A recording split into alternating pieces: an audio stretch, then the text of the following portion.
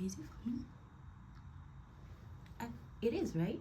Is Yeah, it is. Is it? You just got the beginning. Yeah. So 1, 2, 3. Hello, everybody. Welcome back to another episode of 20s Unlocked. And I'm your host, Ben. And this month, if you didn't know, it's all about, we're talking about real estate and the whole real estate world, how to buy a house, how to invest. And today I have a very special guest. She's my mentor, she's my team lead, and she's someone who's very knowledgeable about the real estate business overall. Last year's and just last year in 2024, she done a little under $15 million in business just last year. Welcome to the podcast, Mandy. Thank you, Ben. Thank you for having me. I'm very excited to be here. Of course. Yeah, really excited to hopefully educate some people and chat with you. And yeah, super excited. Yeah, I'm excited. Do you mind kind of telling me about like who you are? And I know you're an agent, but kind of talk to us about kind of why you got into real estate and if you fun fact about you. Yeah, absolutely. So I'm Mandy Compise. I'm a realtor. My company name's Reno Realty, and we're powered by Keller Williams. And I've been a top agent now for about 4 years. And so I actually got into real estate because my partner does construction, and so we started kind of flipping houses.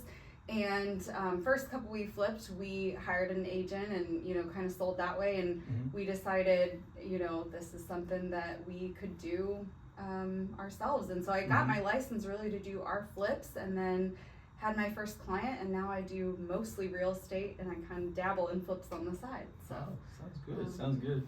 Sounds like so you're an investor as well. Yes. Yep. Okay. We've got a couple rentals, and yeah. Okay.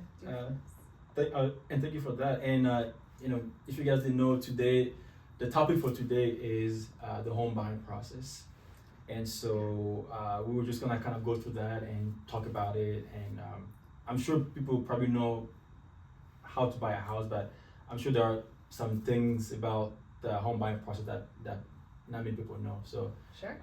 We'll kind of have a better understanding of that today. Don't mind. So my first question is like, what is the first step someone should do when they considering buying a home?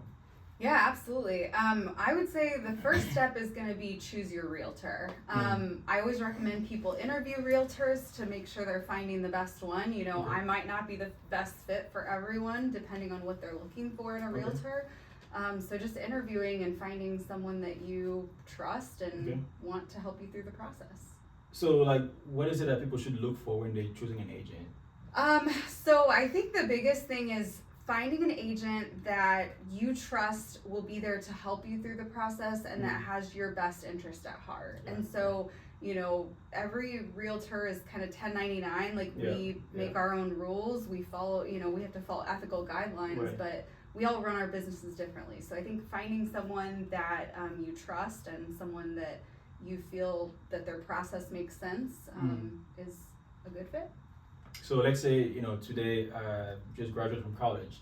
You're saying that, if I'm thinking about buying a home, I should first start with finding an agent and, see if we're a good fit to work with. Yeah, absolutely. I think first finding a good agent, and they can kind of go through each step of the process and educate you and get you connected with somebody like a lender and other people that can kind of help you get prepared.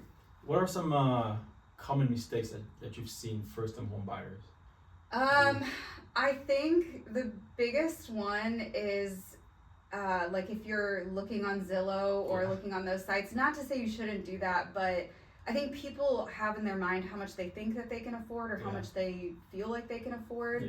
And so I think looking for a house before you understand and know your budget, or starting the process and not understanding your budget even, or how much you feel comfortable paying monthly or for a house or that sort of thing. Yeah, because I kind of run into that too. Like you see people would go on Zillow and then they'll use the Zestimates, and whether it is buyers or sellers. Like it's like you're a seller and then you look at Zillow like, oh, I think my house is worth this much. It's like, well, Zillow doesn't have like all the like local data.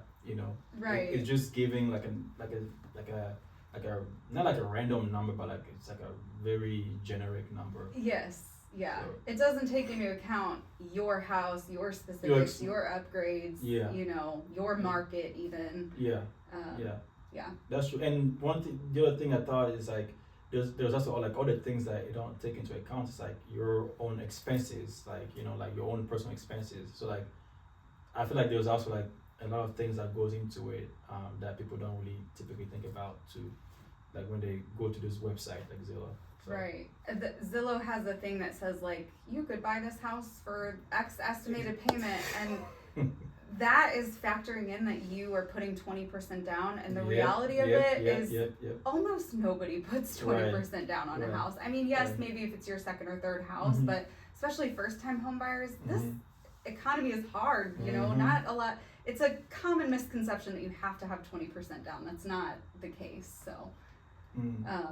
So that Zestimate number that you pay this for this house is usually inaccurate because it's assuming that you're putting a significant amount down. Yeah.